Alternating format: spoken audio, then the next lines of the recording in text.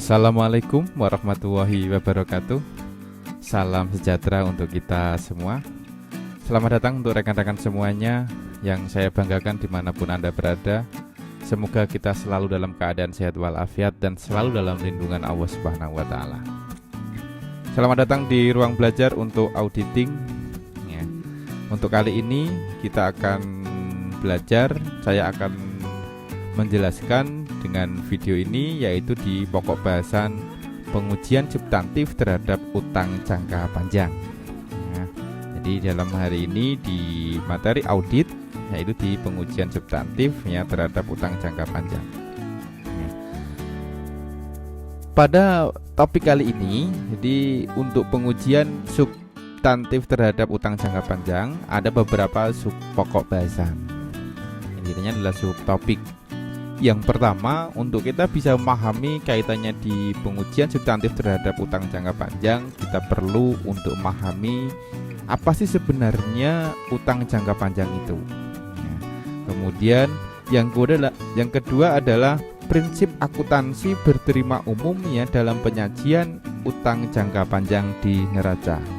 Bagaimana aturannya untuk menyajikan utang jangka panjang di neraca. Kemudian yang ketiga adalah tujuan pengujian substantif terhadap utang jangka panjang. Apa tujuannya untuk ya dilakukan pengujian substantif terhadap utang jangka panjang? Ya.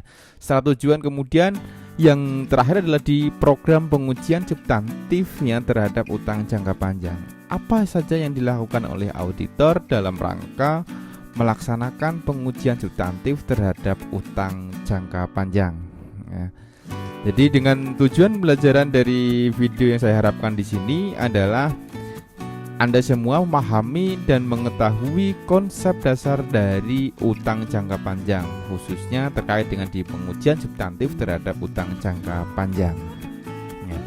Untuk yang pertama, kira-kira menurut saudara apa sih ya dan bagaimana program pengujian ya, substantif terhadap utang jangka panjang? Untuk pertama kali kita deskripsikan dulu terkait dengan di utang jangka panjang. Jadi utang jangka panjang, kalau saya ambil dari definisinya bukunya Mulyadi, yaitu di auditing, adalah kewajiban sekarang yang timbul dari kegiatan atau transaksi yang lalu. Jadi kegiatan yang dilakukan sekarang akibat dari kejadian di masa lalu. Itu adalah utang jangka panjang yang jatuh tempohnya lebih dari 1 tahun ya, ditinjau dari tanggal neraca.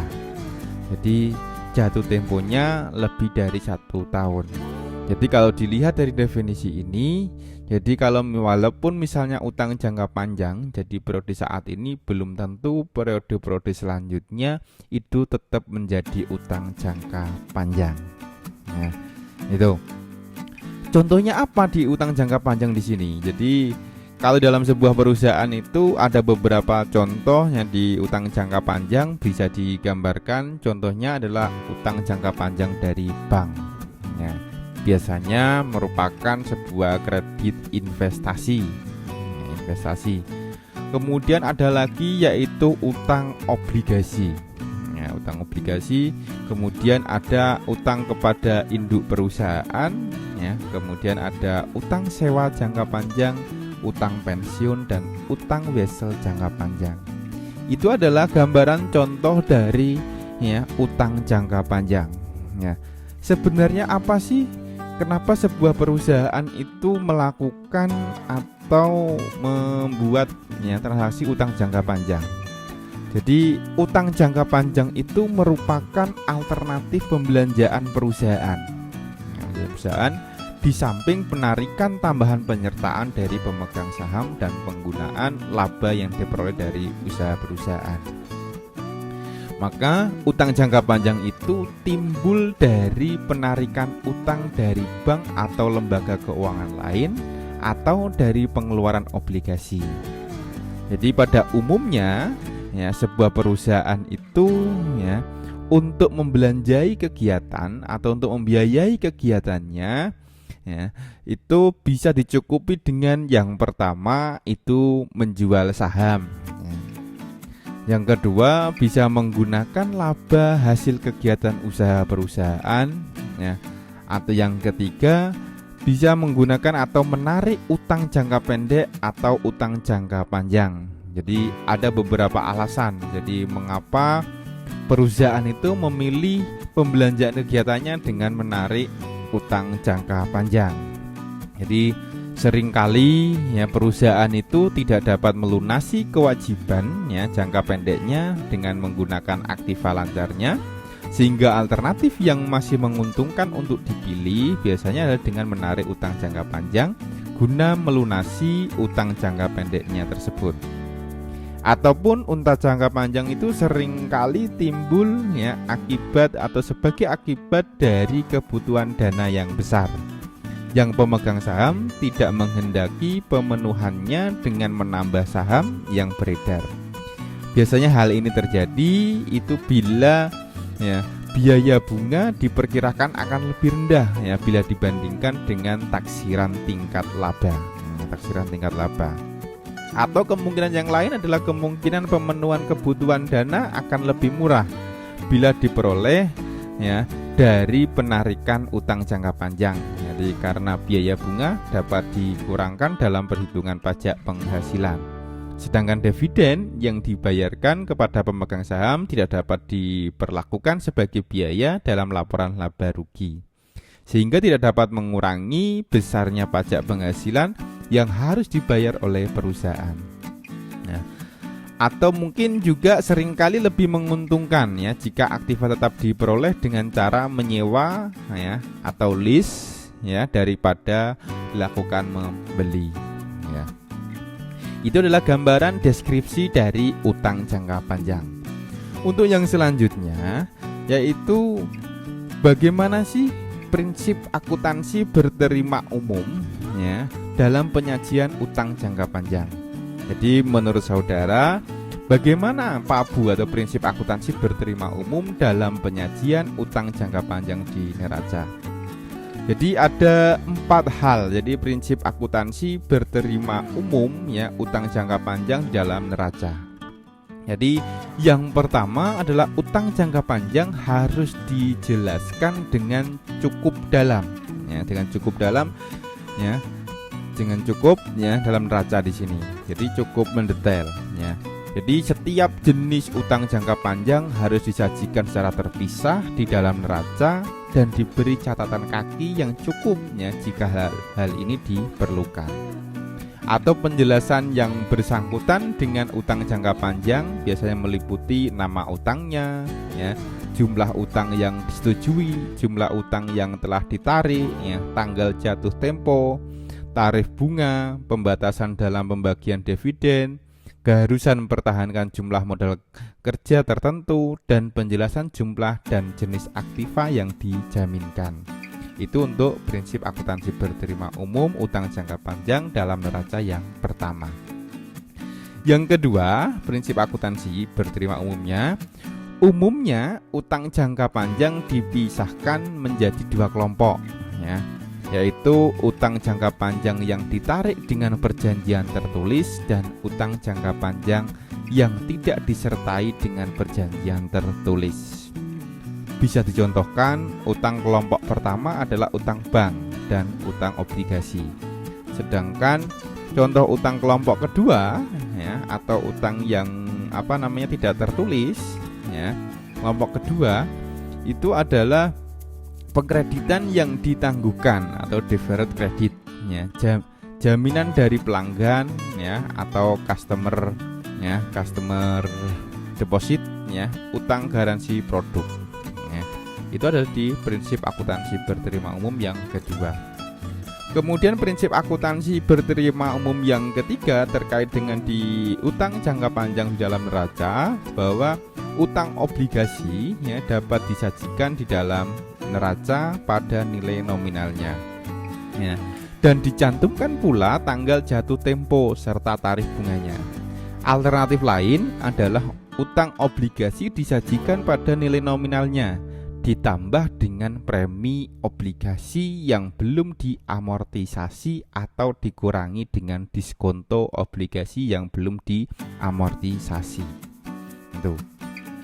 Kemudian yang keempat, ya, di prinsip akuntansi berterima umum terkait dengan di utang jangka panjang dalam neraca yang keempat. Itu obligasi yang dilunasi, ya, yang dibeli, ya, yang dibeli sebagai treasury bond, ya, tidak boleh disajikan dalam neraca. Ya, yang belum dikeluarkan lagi harus disajikan dalam neraca pengurangan jumlah obligasi yang diizinkan untuk dikeluarkan sebesar nilai nominalnya.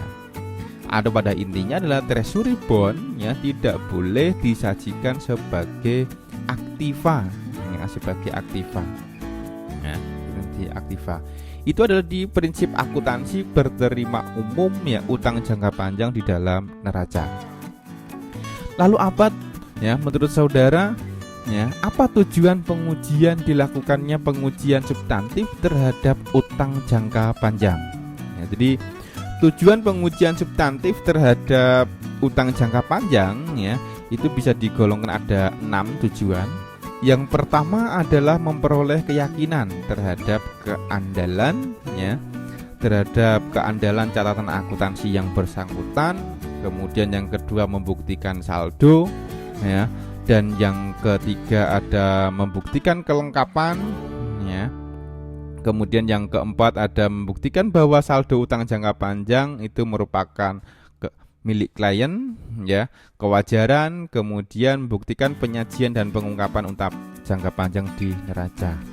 Jadi kalau digambarkan dalam sebuah rangka, jadi untuk, ya, memeriksa atau kewajaran, ya, saldo utang jangka panjang yang disajikan dalam laporan keuangan, ya. Jadi sampai dengan saldo utang jangka panjang yang sesungguhnya berapa? Apakah sama atau mungkin ada perbedaan? Maka perlu dilakukan yang namanya, yang pertama adalah di keberadaan atau keterjadian, ya. Kemudian ada kelengkapan penilaian, hak kepemilikan, ya, penyajian dan pengungkapan, ya. Dalam rangka untuk memperoleh keyakinan, ya, tentang keandalan catatan akuntansi yang bersangkutan dengan utang jangka panjang, ya.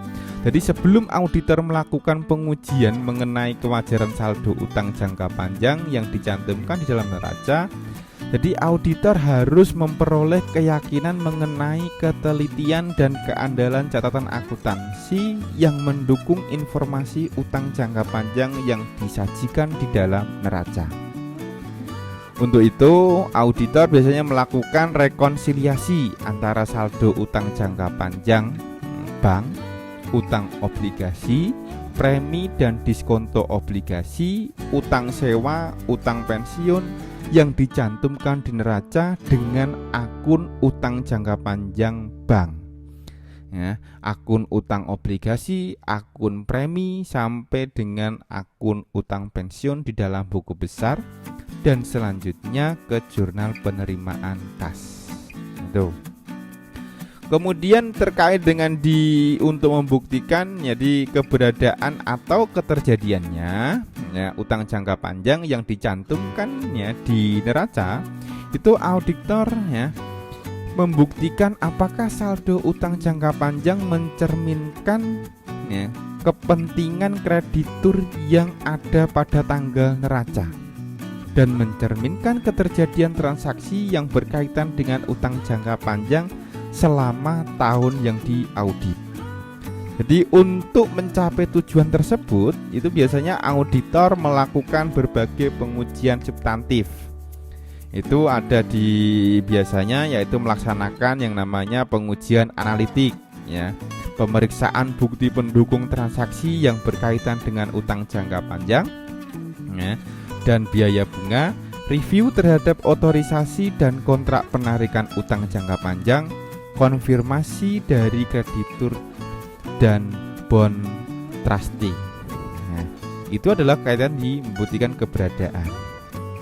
Kemudian yang selanjutnya adalah membuktikan asersi kelengkapannya utang jangka panjang yang dicantumkan di neraca. Nah, di neraca. Ini untuk membuktikan bahwa utang jangka panjang yang dicantumkan di neraca mencakup semua kepentingan kreditur, ya, terhadap aktiva entitas pada tanggal neraca, dan mencakup semua transaksi yang berkaitan dengan utang jangka panjang dalam tahun yang diaudit. Auditor biasanya melakukan berbagai pengujian substantif, ya. Biasanya melaksanakan pengujian analitik, ya, pemeriksaan bukti pendukung transaksi yang berkaitan dengan utang jangka panjang dan biaya bunga, review terhadap perjanjian utang jangka panjang, dan mempelajari pasal-pasal yang terdapat di dalam perjanjian tersebut, dan atau mengkonfirmasi dari kreditur dan bond trustee. Ya.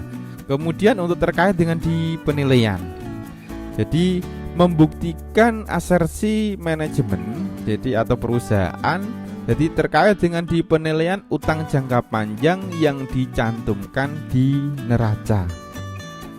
Jadi seperti hanya kaitannya di prinsip akuntansi berterima umum di Indonesia, akun utang jangka panjang bank, akun utang obligasi, akun premi diskonto, ya, akun utang wesel jangka panjang, sampai dengan akun utang pensiun harus disajikan dalam neraca dengan penjelasan tertentu, ya.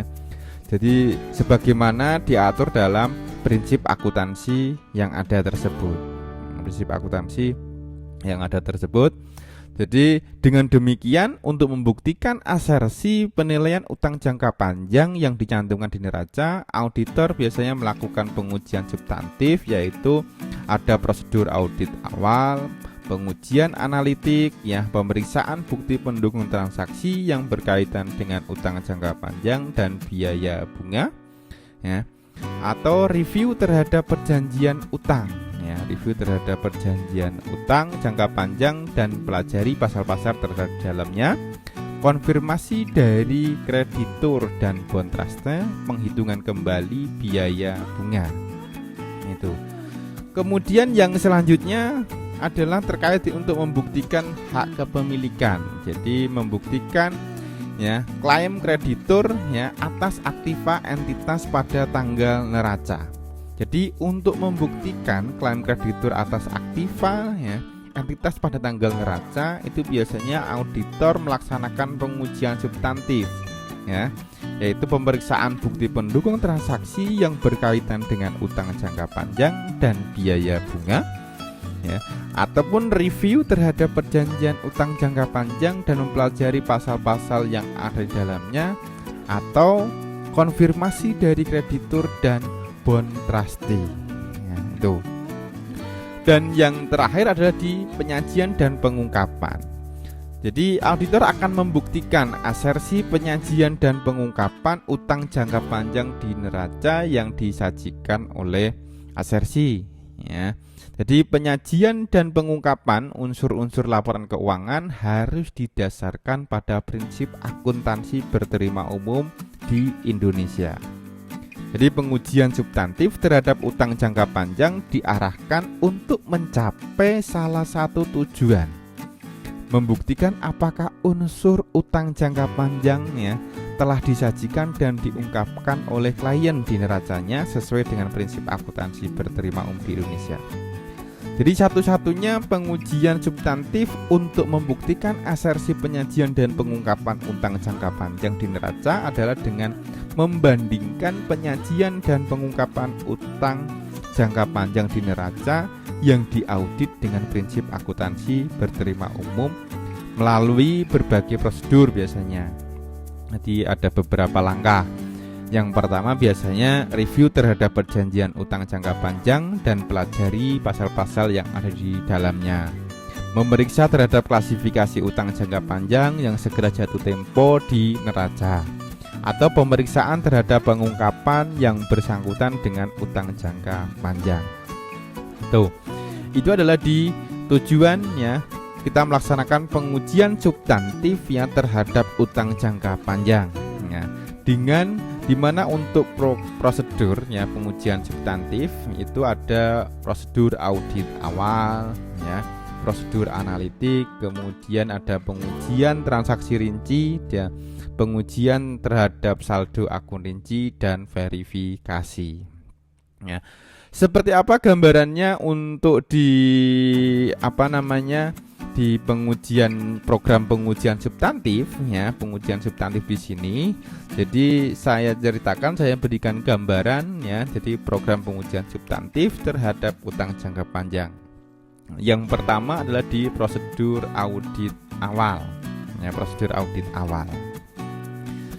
Jadi sebelum membuktikan apakah saldo utang jangka panjang yang dicantumkan klien ya oleh klien di dalam neracanya sesuai dengan utang jangka panjang yang benar-benar ada pada tanggal neraca, auditor melakukan rekonsiliasi antara informasi utang jangka panjang yang dicantumkan dalam neraca dengan catatan akuntansi yang mendukungnya. Rekonsiliasi ini diperlukan untuk ya agar auditor memperoleh keyakinan bahwa informasi ekuitas pemegang saham yang dicantumkan di dalam neraca didukung oleh catatan akuntansi yang dapat dipercaya. Oleh karena itu, auditor melakukan prosedur audit. Biasanya ya ada 5 prosedur audit. Itu yang pertama yaitu diusut saldo utang jangka panjang ya, yang tercantum di dalam neraca ke saldo utang jangka panjang yang bersangkutan di dalam buku besar. Kemudian yang kedua, hitung kembali saldo utang jangka panjang di dalam buku besar. Dan yang ketiga, lakukan review terhadap mutasi luar biasa dalam jumlah dan sumber postingnya dalam utang jangka panjang. Nah, dalam akun utang jangka panjang. Kemudian yang keempat, usut saldo ya akun utang jangka panjang ke kertas kerja tahun yang sebelumnya atau tahun lalu. Dan yang kelima adalah usut posting pengkreditan ya dan pendebitan akun utang jangka panjang ke dalam jurnal yang bersangkutan ya. Itu di dalam prosedur audit awal. Jadi rangka prosedur audit awal itu yang ditetapkan dalam pengujian substantif terhadap utang jangka panjang adalah sama dengan yang dilakukan ya sesuai dengan di prosedur audit awal dalam pengujian substantif atas akun yang disajikan dalam laporan keuangan ya. Misalnya usut saldo utang jangka panjang ya tercantum di neraca. Jadi untuk utang jangka pendek itu merupakan utang jangka panjang bank, itu merupakan akun yang digunakan untuk menampung transaksi timbulnya dan pelunasan utang jangka panjang dari penarikan kredit jangka panjang bank. Kemudian ada utang obligasi ya. Utang obligasi itu merupakan akun yang digunakan untuk mencatat pengeluaran dan pelunasan obligasi. Premi dan diskonto obligasi itu merupakan akun penilai ya untuk mengurangi nilai nominal utang obligasi menjadi saldo utang obligasi bersih. Utang wesel jangka panjang misalnya. Jadi merupakan akun untuk mencatat timbulnya utang wesel jangka panjang dan pelunasannya. Ya, utang sewa jadi merupakan ya akun untuk mencatat timbulnya kewajiban sewa dalam transaksi pelunasannya. Kemudian ada utang pensiun, itu merupakan akun untuk mencatat kewajiban bayar pensiun kepada karyawan dan pelunasannya. Kemudian yang kedua adalah di pengujian analitik. Jadi prosedur pengujian analitik. Jadi pada tahap awal pengujian substantif terhadap utang jangka panjang, jadi pengujian analitik itu ya, dimaksudkan untuk membantu auditor dalam memahami bisnis klien dan dalam menemukan bidang yang memerlukan audit lebih intensif. Untuk itu biasanya auditor akan melakukan perhitungan rasio ya, dengan rasio. Jadi rasio yang pertama menghitung rasio utang dengan total aktiva. Caranya bisa menggunakan formula total utang dibagi dengan total aktiva. Kemudian hitung rasio utang dengan modal ya, dengan ekuitas. Itu biasanya total utang dibagi dengan total ekuitas. Ya. Time ya, interest earned ya, earned. Ya, jadi dengan cara kita bisa menggunakan formula laba bersih usaha dibagi dengan biaya bunga obligasi. Kemudian ada rasio biaya bunga dengan utang. Itu biaya bunga dibagi dengan rata utang. Nah, rata utang. Jadi rasio yang telah dihitung tersebut kemudian dibandingkan dengan harapan auditor, misalnya rasio tahun yang lalu, rata rasio industri ya, rasio yang dianggarkan ya, atau pembandingan yang lain. Jadi pembandingan kegiatan membandingkan di sini itu membantu auditor untuk mengungkapkan satu, biasanya adalah peristiwa atau transaksi yang tidak biasa. Ya, yang tidak biasa.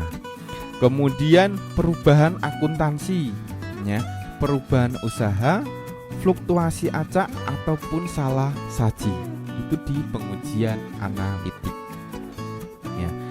Untuk yang selanjutnya adalah yang ketiga, pengujian terhadap transaksi rinci ya, transaksi rinci. Jadi ada 9 kegiatan yang dilakukan oleh auditor ya terhadap transaksi rinci. Yang pertama adalah usut penerimaan uang dari penarikan utang jangka panjang. Jadi penarikan kreditnya dari bank umumnya diterima oleh klien dengan cara membuka akun di bank yang bersangkutan. Jadi untuk mengetahui berapa jumlah utang yang telah dicairkan, biasanya auditor meminta dari klien rekening koran bank atau bank statement ya, untuk akun yang digunakan sebagai penampungan pencairan kredit bank tersebut dalam periode sejak saat kredit tersebut disetujui sampai dengan tanggal neraca. Untuk mengetahui apakah penggunaan dana yang diperoleh dari kredit tersebut sesuai dengan yang disetujui oleh klien dan bank di dalam perjanjian penarikan kredit, auditor melakukan analisis terhadap pengeluaran uang ya dari akun yang digunakan untuk menampung dana kredit tersebut dengan memeriksa bukti pendukung pengeluaran kas dari akun tersebut ya.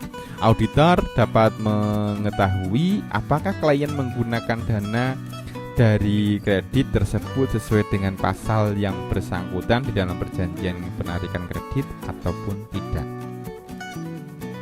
Yang kedua adalah minta konfirmasi mengenai utang jangka panjang dari bank. Nah, jadi minta konfirmasi dari trust company.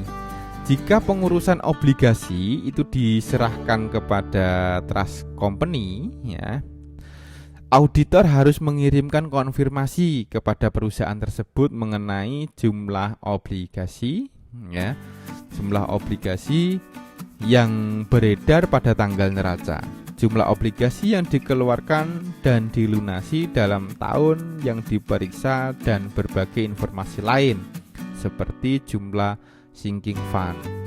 Nah, dan yang ketiga, periksa dokumen pendukung transaksi pembayaran bunga.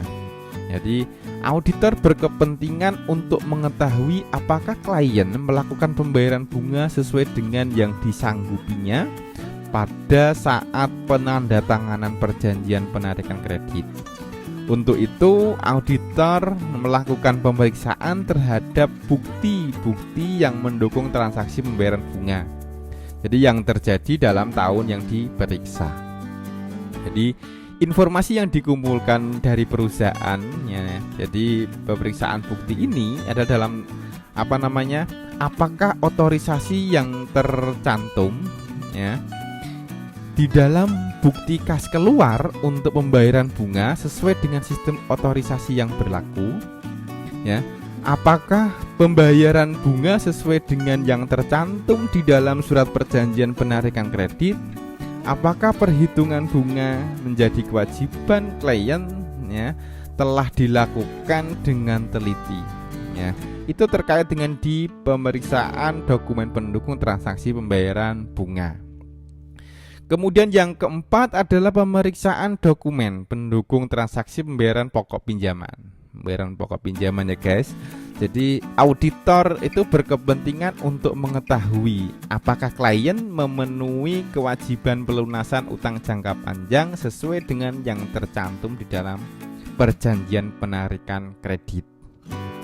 Jadi biasanya auditor akan memeriksa dokumen-dokumen pendukung transaksi pelunasan atau angsuran kredit jangka panjang yang terjadi dalam tahun yang diperiksa. Jadi dalam pemeriksaan ini ya, dokumen pendukung transaksi pembayaran pokok pinjaman, auditor mengumpulkan informasi mengenai otorisasi yang tercantum di dalam bukti kas keluar, tanggal pembayaran dan jumlah pokok pinjaman yang dibayar dalam tahun yang diperiksa ataupun yang lain yang dibutuhkan. Ya. Kemudian yang kelima, ya, yang kelima adalah periksa aktiva yang dijaminkan dalam penarikan utang jangka panjang. Jadi periksa aktiva yang dijaminkan dalam penarikan utang jangka panjang. Dalam pemeriksaan terhadap aktiva yang dijaminkan dalam penarikan utang jangka panjang, auditor berkepentingan untuk mengetahui informasi yaitu mulai dari jenis aktiva yang dijaminkan dalam penarikan utang jangka panjang, nilai aktiva yang dijaminkan tersebut, cukup atau tidaknya penjelasan di dalam laporan keuangan mengenai jenis dan nilai aktiva yang telah dijaminkan dalam penarikan utang jangka panjang, ataupun cukup atau tidaknya jumlah pertanggungan asuransi yang ditutup oleh klien dalam rangka memenuhi persyaratan yang ditetapkan oleh kreditur di dalam surat perjanjian penarikan kredit. Dan yang keenam adalah periksa polis asuransi aktiva yang dijaminkan dalam penarikan utang jangka panjang.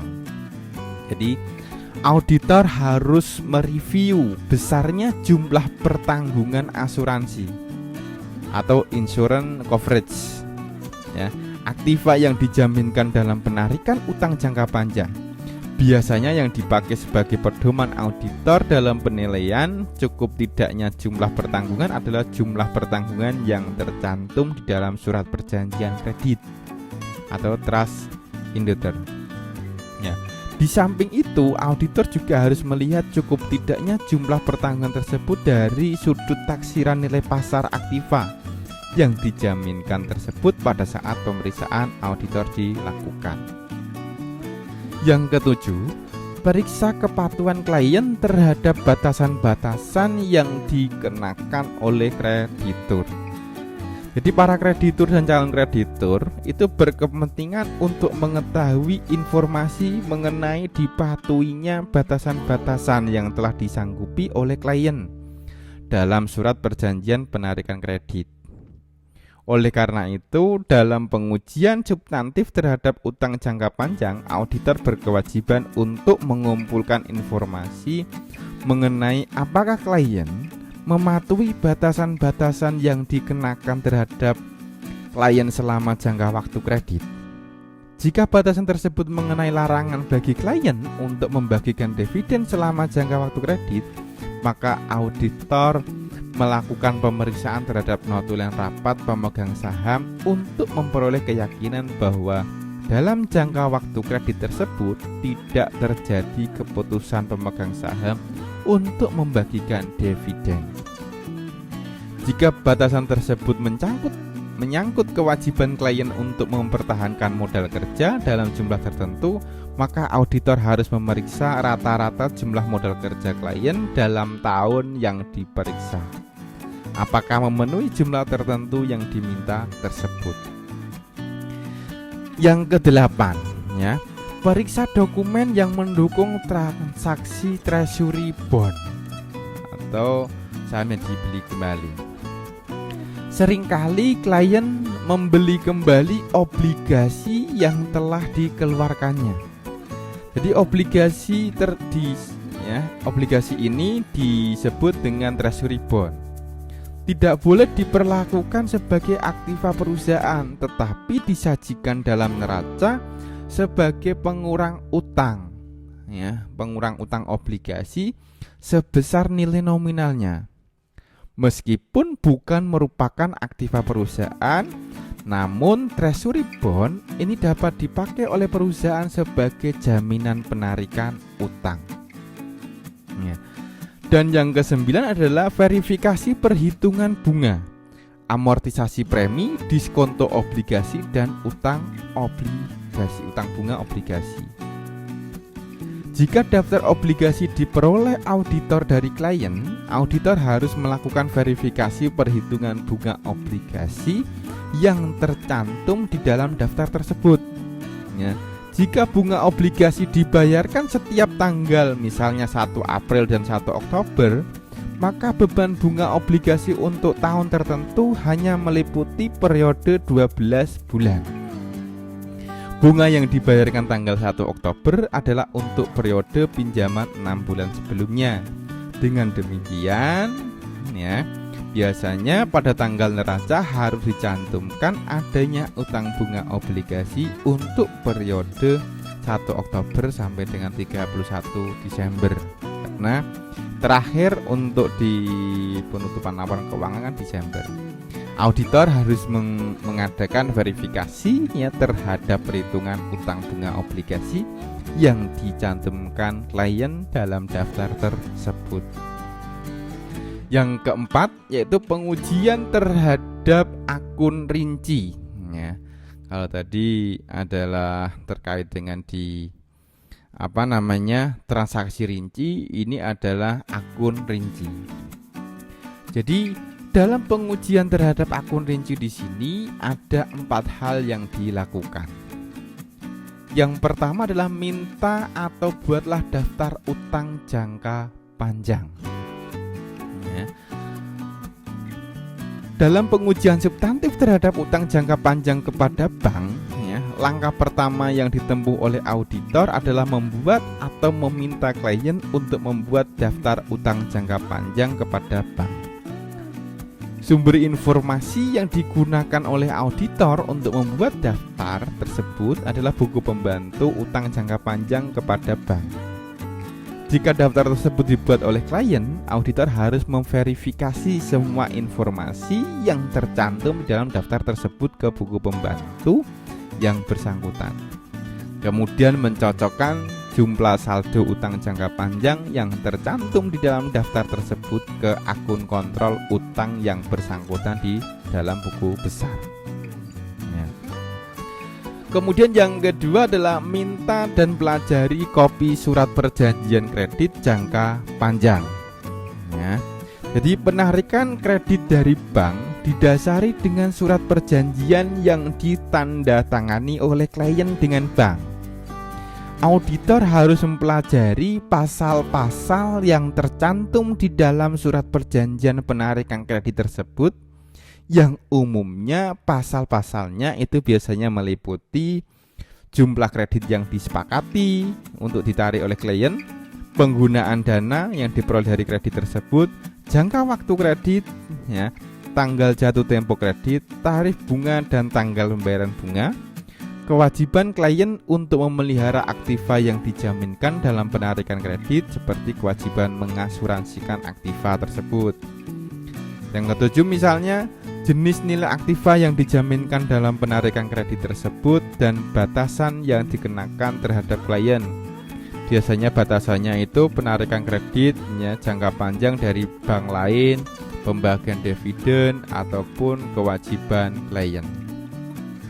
Yang ketiga, ya, periksa kesesuaian penilaian utang jangka panjang ya dengan prinsip akuntansi berterima umum ya di Indonesia. Menurut prinsip akuntansi berterima umum di Indonesia, utang obligasi dan utang wesel jangka panjang harus disajikan di dalam neraca sebesar nilai nominal dikurangi dengan diskonto atau ditambah dengan premi yang belum diamortisasi.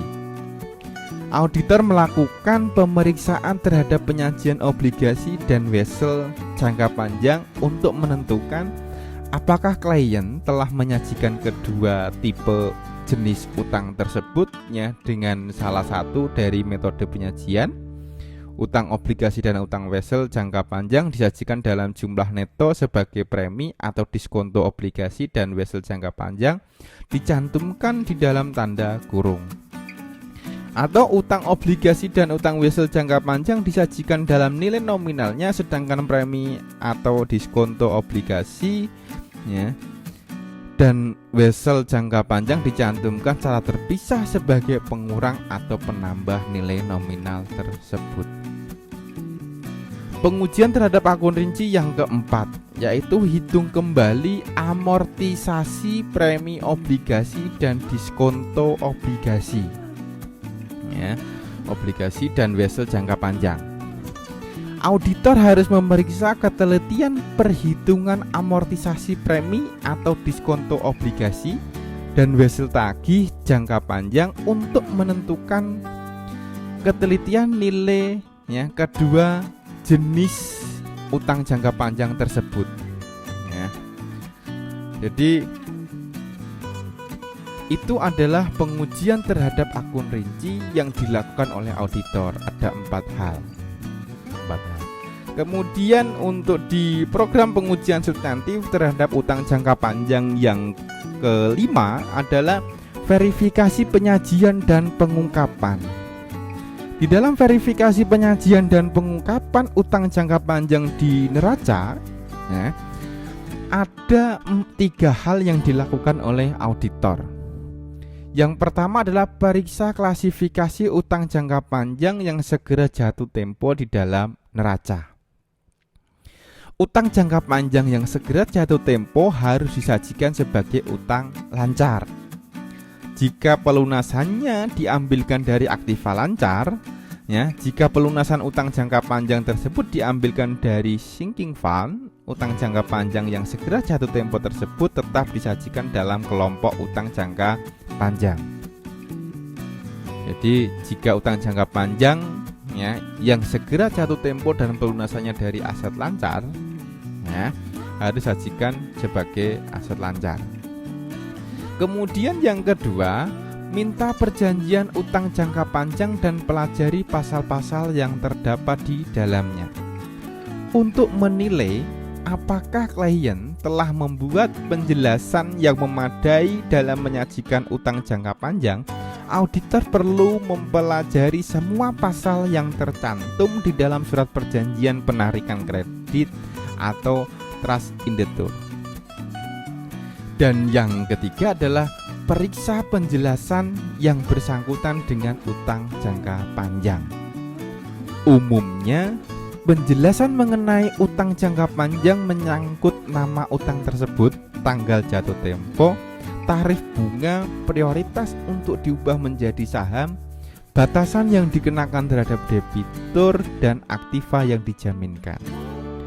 Berdasarkan informasi yang ada di dalam perjanjian kredit, auditor akan memeriksa apakah penjelasan yang dibuat oleh klien mengenai utang jangka panjang telah memadai ataupun belum. Itu jadi contoh untuk di kertas kerjanya. Jadi kaitan di prosedur audit awal sampai dengan di verifikasi penyajian dan pengungkapan. Demikian untuk video penjelasan singkat terkait dengan di pengujian substantif untuk utang jangka panjang. Jangan lupa like, subscribe, dan komennya. Saya akhiri. Wassalamualaikum warahmatullahi wabarakatuh.